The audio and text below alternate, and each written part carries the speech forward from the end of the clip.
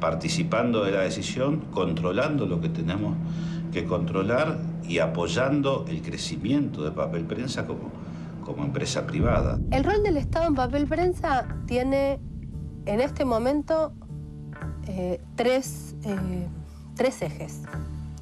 Uno, es el segundo accionista después de Clarín en Papel Prensa. Primero viene Clarín con sus diarios satélites, IMECO y otros diarios que tienen en el interior del país. Después viene el Estado, en porcentaje, en cantidad de acciones de la cual es propietario. Y en tercer lugar, La Nación, el diario La Nación. Entonces, ¿por qué interviene? Porque es un socio número uno. Segunda cuestión, interviene porque el Estado lo que tiene que hacer es velar por los intereses del Estado, o sea, por la plata de todos. En ese caso, la Secretaría de Comercio Interior es quien tiene la obligación de meterse a ver qué es lo que se está haciendo con la plata de todos. Ese es el segundo eje. Y el tercer eje viene del funcionamiento del Estado en Papel Prensa, tiene que ver con el trabajo de la Comisión Nacional de Valores. ¿De qué manera? Porque la Comisión Nacional de Valores es el organismo que vigila cómo funcionan todas las empresas que cotizan en bolsa. Y Papel Prensa cotiza en bolsa. Me parece que es importante definir los tres ejes donde hay que poner el análisis y profundizar. Es la apropiación de la propiedad, la apropiación de la mayoría, la apropiación del papel a través del precio que les da una competitividad a las empresas editoras en contra del resto de las editoriales, sobre todo las pequeñas y medianas, que eso determina apropiarse de la libertad de expresión. ¿Cómo se apropian de esta ventaja competitiva? Se apropian a través del precio al cual se autovenden, porque la empresa está relacionada, se autovenden a un precio que ninguna de las otras empresas puede acceder.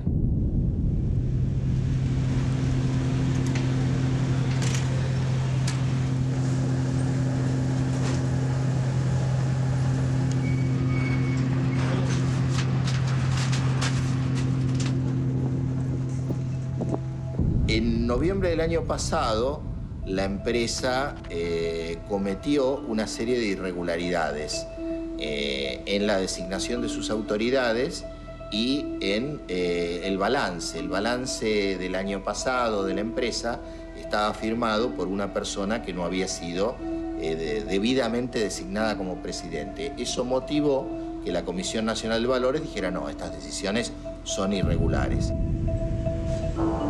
Como esta situación se mantuvo y la empresa no acataba las decisiones de la CNV a pesar de distintas intimaciones, la CNV pidió la intervención judicial. Esto fue en el mes de febrero de este año y en el mes de marzo la justicia dispuso la intervención de Papel Prensa y nombró un cointerventor. Lo que estamos llevando a cabo es una investigación sobre retornos en Papel Prensa a los proveedores. En su factura se les exige por parte de la empresa, a través de un señor que es el que gerencia, que se llama Jorge Noceda, y por orden de Magneto, esta es la denuncia que presenta Pirilo, donde se le recarga entre un 10 y 15% a las facturas para después, a través de este gerente general que se llama Jorge Noceda, lo va a ver a cada uno de los proveedores, le pide el dinero en efectivo una vez que Papel Prensa paga y esto se distribuye entre los socios Clarín Nación y en su momento Razón. No nos han permitido acceder al núcleo duro de la información. Siempre que hemos pedido información se nos ha dado a cuentagota, procesada, digamos.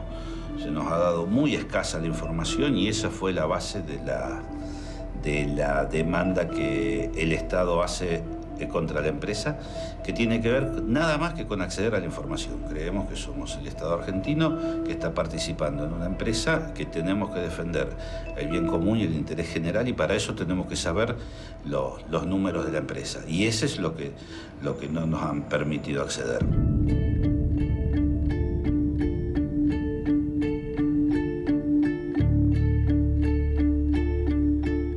El Estado argentino tiene un lugar en Papel Prensa desde el principio. Fue el impulsor del proyecto y quien ejecutó todos los beneficios para que ese proyecto fuera rentable, aunque solo lo haya sido para unos pocos diarios. No se trata de una intervención externa, sino, por el contrario, de reasumir un rol que en la historia de Papel Prensa es inédito, defendiendo los intereses públicos que el Estado representa.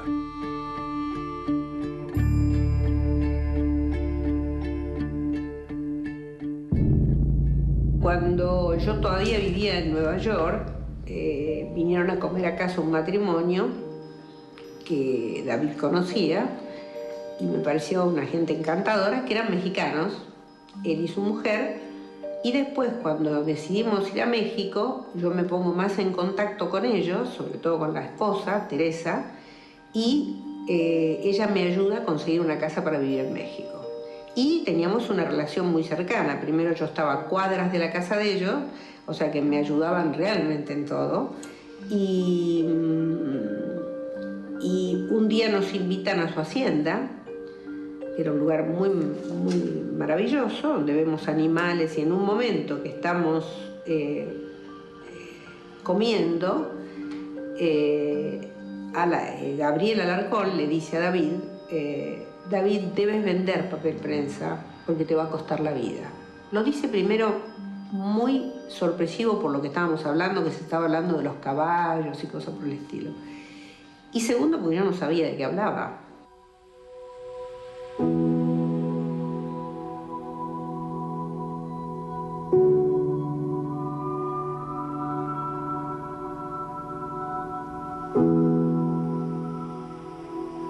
Quizás la pregunta de toda esta historia es saber si Lidia Papaleo fue libre en aquellos días de 1976, antes de su secuestro.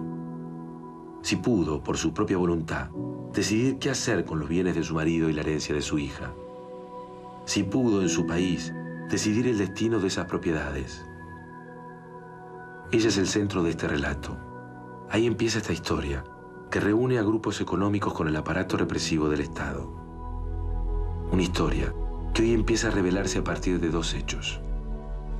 La decisión de Lidia de volver a contar su verdad y la decisión del Estado de asumir su lugar.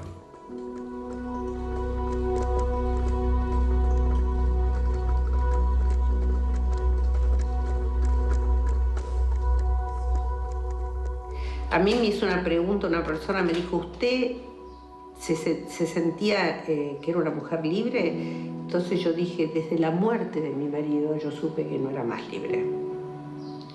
Es decir, había perdido mi libertad, o sea, mi libre albedrío, ¿no? En ese sentido, en el que yo ya no tenía más posibilidad de elegir para dónde iba, era para dónde me empujaban. Es decir, y desde dónde me empujaban. Entonces me movían por golpes, ¿no? Golpes que después se hicieron reales, pero que antes fueron mucho más reales. Es decir, porque lo peor que creo yo que te puede pasar es vivir en el miedo. Es decir, yo he tenido serios problemas físicos porque mimeticé todos esos miedos en mi cuerpo. Y realmente es terriblemente destructor y apabullante vivir en el miedo. Es el miedo al miedo. Es decir, yo no podía salir del miedo al miedo.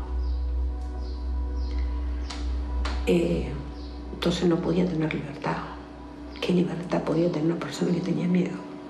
Miedo de que le sacaran a su hija, miedo de que mataran a su hermano. Es decir, yo no fui libre desde que murió David.